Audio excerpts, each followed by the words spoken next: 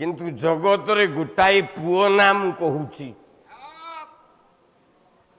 सी बोपा अजाठू बड़ी पड़ला। अच्छा की भलिया जोगी पुओ जने सी कवि मंजुल कृष्ण प्रसाद बसु बसु पुओ देखिबा कला उबाधे माडी बसिला स्वर्गपुर कल्पतरु ठारू हेबी बड़ कल्पतरु ठारू हेबी बड़ कल्पतरु ठारू हेबी बड़ कल्पतरु ठारू हेबी बड़ उबाधे माडी बसिला स्वर्गपुर कल्पतरु ठारू हेबी बड़ कल्पतरु ठारू हेबी बड़ कल्पतरु ठारू हेबी बड़ कल्पतरु ठारू हेबी बड़ अधिकु अधिक दान खैराज अभिजात जात मन दृढ़पण आचार्यंक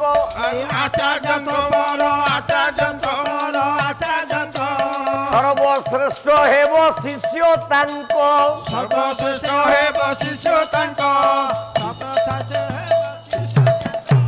शिष्य तांक सत अश्वमेध समाप्त होइछि विश्वजित यज्ञ अभिषेक अभिषेक अभिषेक अभिषेक अभिषेक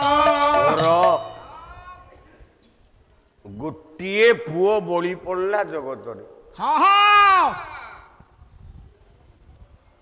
दशरथ ढौ राम केबे बड़ हेनी नहीं नहीं नहीं नहीं अच्छा दश दिगानी रथानी स्वप्ना पयोते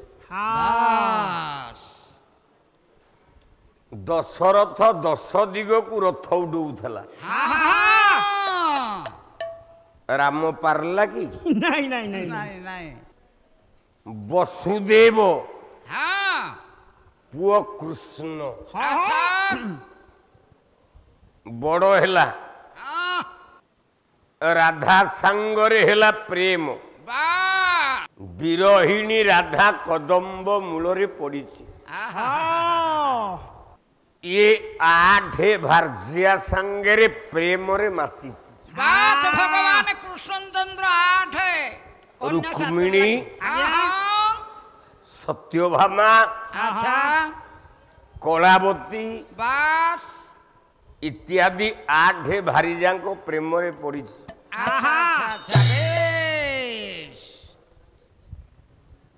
राधा अधूरा ही की पड़ी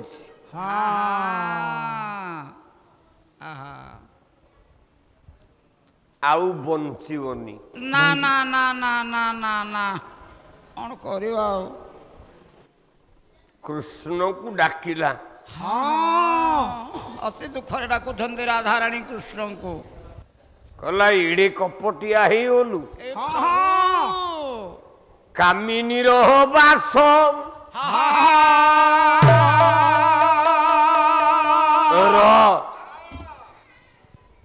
मु तो पालारे बेसी आरगाय को कहेनी काली आपण द्वितीय धागे देखिले जो 1.5 घंटा पाला हला खाली होता होता होता मु एजाबत पदे कहली अरे पाला गाइब जदि श्रोतांकर मन को टिके न किणी पारलो तुम पाला गाइबार मूल्य कौन अच्छी पाला गा श्रोतांक हृदय को टिके जीत सी हूँ पाला आउ राति जाक होता होता होता होता हब से पाला नुह हाला आज एमितिया बाटेरे जीवी सोनादास जदि से बाटू को छुईदब मु जानी से पाला वाला चाहू चाहू 9-10 दिन बीतीगला जेतिकी पाला हलानी कौ दिन गोटे थाक ठीक रे धरी पारलानी एया मो बड़ भांगी गलानी ମୁଁ ଦୁର୍ବଳ ହେଇଯାଇଛି। ପାଲାର ଗତି ପାଲାର ଧାରା ଯଦି ଠିକ ନ ରହିଲା ହଁ ହଁ ଶ୍ରୋତା ମାନେ କେବେ ଠିକ ରହିବେନି। କେମିତି ରହିବେ କହୁନ? ଆଉ ତମେ ମନେ ରଖିବା ଦରକାର ବାସ୍ ଇଏ ହଉଛି ନିରଞ୍ଜନପୁର ଅନୁଷ୍ଠାନ। ଆଚ୍ଛା ଓଡ଼ିଶାରେ ପୁରୀରେ 21 ରାତି ବାଦପାଲା ଥିଲା। ହଁ ହଁ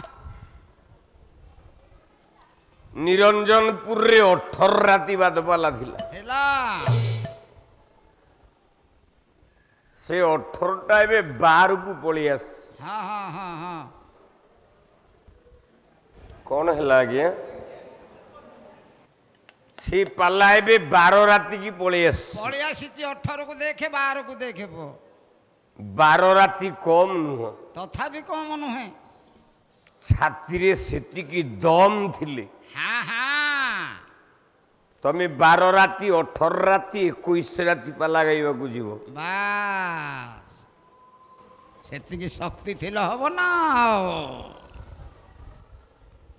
ମୁଁ କାଲି କଣ ଗାଇଲି ତମେ କାଲି କଣ ଗାଇଲ?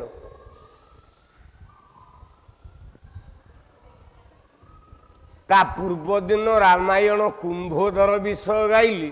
ହଁ କୁମ୍ଭକର୍ଣ୍ଣ ପୁଅ କୁମ୍ଭୋଦର।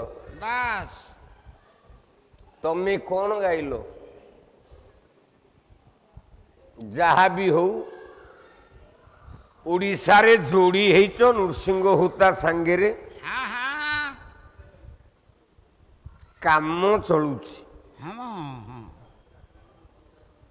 କଲା ପକ୍କା ଆମ୍ବ ଯେବେ ହୋଇବ ପକ୍କା ପକ୍କା ଆମ୍ବ ଯେବେ ହୋଇବ ପକ୍କା ପକ୍କା ଆମ୍ବ ଯେବେ ହୋଇବ ପକ୍କା ଆମ୍ବ ଯେବେ ହୋଇବ ପକ୍କା ବୁଢ଼ୀ ହାତ ଯେବେ ଧରିବ ଟୋକା ବୁଢ଼ୀ ହାତ ଯେବେ ଧରିବ ଟୋକା ବୁଢ଼ୀ ହାତ ଯେବେ ଧରିବ ଟୋକା ବୁଢ଼ୀ ହାତ ଯେବେ ଧରିବ ଟୋକା ସେବେଟି ହୋଇବ ଭାତ ନକେଇ ସେବେଠି ହୋଇବ ଭାତ ନକେଇ କାମ ଚଳେ ସିନା ତୃପତି ନାହିଁ କାମ ଚଳେ ସିନା ତୃପତି ନାହିଁ। ଖାଲି ଚଳୁଛି ହଁ ମୋ କାମ ଚଳି ଯାଉ କାମ ଚଳୁ। ହଁ ମ କଟକ ବାଦାମବାଡ଼ି ଯାଇଥବ ବାତ୍ ଆମ୍ବ କେଜିଟା 100 ଟଙ୍କା ହେଇଥବ। ହଁ ହଁ ହଁ ହଁ ଦିଟା ଆମ୍ବ ଉଠିଥବ। ଖାଇବା ବାଲା ଯିଏ ସେ ନିଶ୍ଚିତ ଆଣିବ ଯୋଡ଼ିଏ ଆଉ। ଗୋଟେ ଆମ୍ବ କାଟିଲା ବେଳକୁ ପୋକା ବୋଲେ ପୋକରା ହେଇଯାଇଥବ। ଓହୋ ତାକୁ କଣ ତମେ ଫୋପାଡ଼ି ଦବ? ନାଇଁ ଏତେ ରେଟ୍ ଦେଇକି ଆଣିଛେ।